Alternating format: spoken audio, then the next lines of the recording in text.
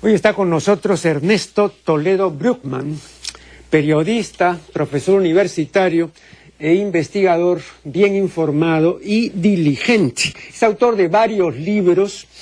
Yo lo he entrevistado además en 2 ocasiones anteriormente. El último libro de nuestro invitado se titula José María Arguedas y Lima. Es una publicación de 189 páginas y con ilustraciones. Vamos a conversar pues sobre este asunto con nuestro invitado y le expresamos nuestra complacencia de tenerlo aquí una vez más. Muchas gracias.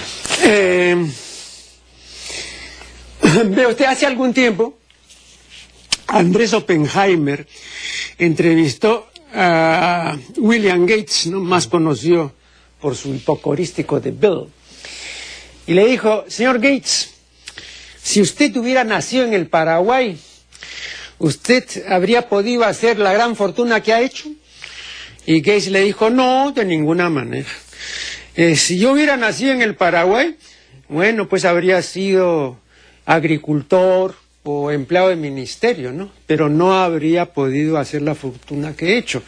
La he podido hacer porque he nacido en los Estados Unidos, me he educado en los Estados Unidos y he trabajado y trabajo en los Estados Unidos.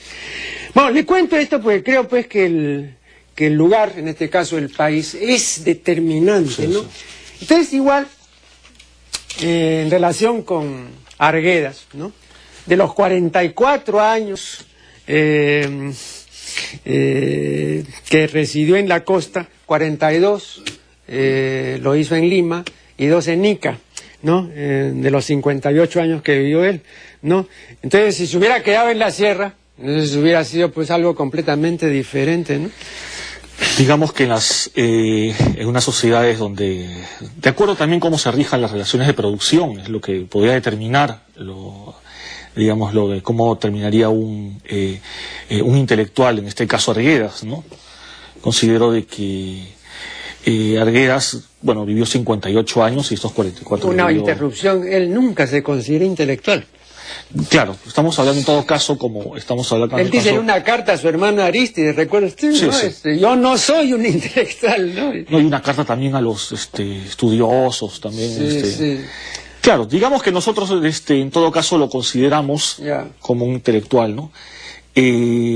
Pero sí, pues él quizá hubiera pasado de ser un profesor universitario reconocido en su centro de estudios, pero nada más. Digamos que Lima, quieras o no, objetivamente hablando, le dio las herramientas científicas y metodológicas para entender el Ande y para entender todo el Perú en su complejidad. Hacia ese lado va este trabajo, ¿no? Respondiendo básicamente a 2 inquietudes, ¿no?, que era Lima para Arguedas hasta 1938, y que era ser provinciano en una Lima de comienzos del siglo, ¿no? Claro. Recientemente he leído el libro de José Carlos Huayhuaca, el cineasta cusqueño, Elogio de la Luz, ¿no? Y él cuenta que le habían dicho que contemplar Machu Picchu desde el Huayna Picchu era una visión incomparable. Y entonces dijo: así, ¿no? Qué curioso. Bueno, voy a hacer la prueba, dijo, y subió al Huayna Picchu, ¿no es cierto? O sea, a la Cumbre Nueva. Muy claro, llegó a la cima y comprobó que efectivamente había ganado en altura y en amplitud, pero que no era una visión admirable. Y se preguntó: ¿y por qué? Dijo: ya sé por qué. Porque contemplar Machu Picchu sin el Huayna Picchu es restarle la mitad de su belleza y de su interés, ¿no? O sea, el fondo, digamos, con la presencia del Huayna Picchu, es absolutamente fundamental, ¿no? Dice él, la clave del impacto que produce la visión de la ciudadela. No, un momentito, ¿no? Bueno, vea usted qué curioso. Me satisfizo leer esta observación muy interesantes de Huayhuaca. Pero yo la había hecho hace muchísimo tiempo, independientemente de Huayhuaca, ¿no? Yo siempre dije, sin el Huayna Picchu, Machu Picchu pierde la mitad de su interés. De hecho, y sobre todo desde que comenzó a ser motivo de gran atracción turística, que comenzó a hacerlo, ¿no es cierto?, a partir más o menos de la década de 1960. No, antes no. Entonces yo lo que le quiero plantear es lo siguiente: así como no se puede separar la visión de Machu Picchu de el fondo del Huayna Picchu, de la misma manera creo que no se puede separar el sufrimiento de Arguedas. O sea, un Arguedas no sufriente no es imaginable, ¿no? Ahora, el historiador que usted cita, ¿no?, Antonio Zapata, dice que los recuerdos arguedianos han sido sobredimensionados y la gente los repite como si fueran la verdad, ¿no? Y acá dice textualmente lo siguiente, Zapata: la verdad de su vida no tiene que decirla él mismo, sino los demás. La obra realizada y la impresión que ha dejado en el resto es fundamental, y no solo la autocomplaciente y autodesgarradora versión que dio de sí mismo. ¿Usted qué opina al respecto? Bueno, es que en realidad yo comparto el doctor Zapata, porque es evidente que digamos que una biografía no puede, en este caso de Arguedas, no puede estar elaborada en torno a los testimonios personales, porque estos testimonios fueron hechos en un determinado momento y un determinado estado de ánimo. Entonces les corresponde a terceros hacer esa biografía. Y si pretendemos también de que los personajes de Gabriel, Ernesto, los personajes de las obras de las novelas de Arguedas sean el propio José María, pues también estaríamos equivocados, considerando que Arguedas era un literato y que la literatura es ficción, es subjetividad. Entonces, ¿hasta qué punto podemos considerar un axioma estos testimonios de Arguedas, ¿no? Y digamos que esta vinculación estrecha de los personajes con el autor, ¿no? Claro, pero yo lo que quiero subrayar es el hecho de la Arguedas sufriente, ¿no? A eso me refiero yo. Yo no podría fácilmente imaginarme a un Arguedas no sufriente. Ni un Vallejo tampoco, ese es el problema. Digamos que es estereotipado, hay un estereotipo que se crea del hombre sufriente, apesadumbrado, y es que hay una serie de intereses también que se generan en torno a ello, ¿no? También hay, con cierto morbo, muchas veces lo único que se quiere rescatar o estudiar a Arguedas es el final, su final, es decir, su suicidio, ¿no? Digamos que hay esa imagen, ¿no?, de querer vincularlo con esta visión apesadumbrada, pero también con una visión apesadumbrada del andino, del hombre andino, es decir, una lógica, ¿no? Hombre triste, apesadumbrado, el Ande peruano, ¿no? Digamos que se busca esta relación entre lo que en la cultura andina, el pasado andino, pero también el presente y el futuro, es deprimente. En el primer encuentro de narradores peruanos, celebrado en 1965, Arguedas dice lo siguiente: yo aprendí a hablar castellano con cierta eficiencia después de los 8 años. Hasta entonces solo hablaba quechua.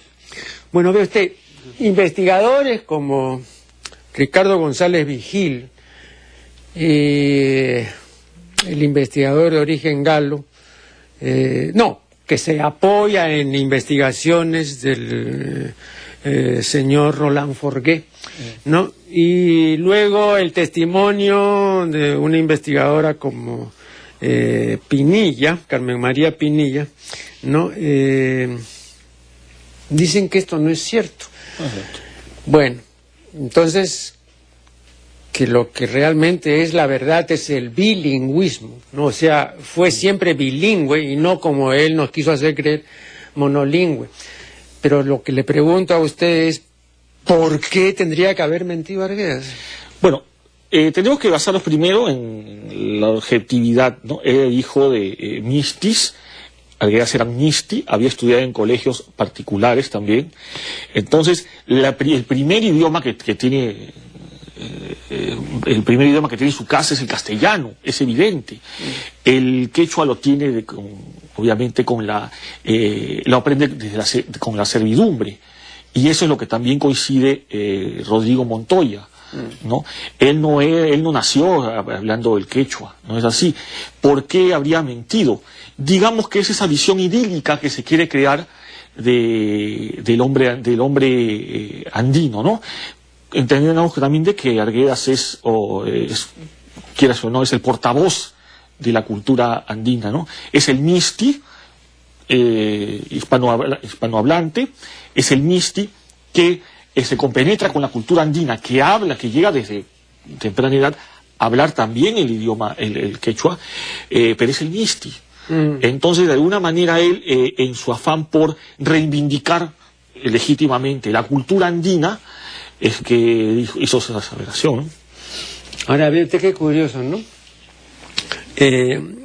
Vargas Llosa, en la Utopía Arcaica, hablando del estilo literario de Arguedas, lo pondera. Y dice pues que Arguedas llegó pues a ser un dominador del castellano y que lo escribía impecablemente, y en fin, ¿no? Le prodiga una serie de alabanzas a Arguedas como estilista. Bueno, vea usted, yo creo saber algo de este asunto, ¿no? Si Arguedas algo no fue justamente estilista.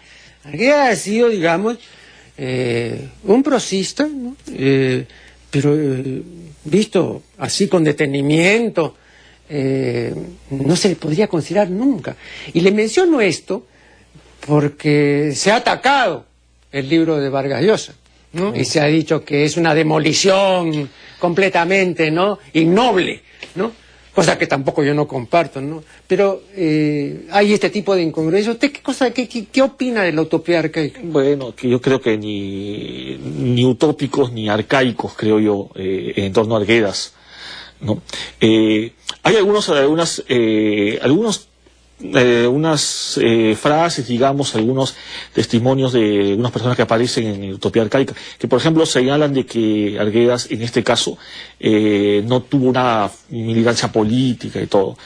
Pero esto es corroborado, es decir, la Utopía Arcaica es corroborado por los testimonios del hermano, de Arístides. Entonces señala pues que sí hubo, que él cotizaba incluso iba a cotizar al Partido Comunista. Y así sucesivamente, hay una serie de aseveraciones que respecto a Arguedas, que si bien son válidas, hay otras que no. O sea, no podemos hablar de que sea la biografía o a rajatabla la utopía arcaica, ¿no? Vamos a hacer acá una primera detención en el camino y ya regresaremos.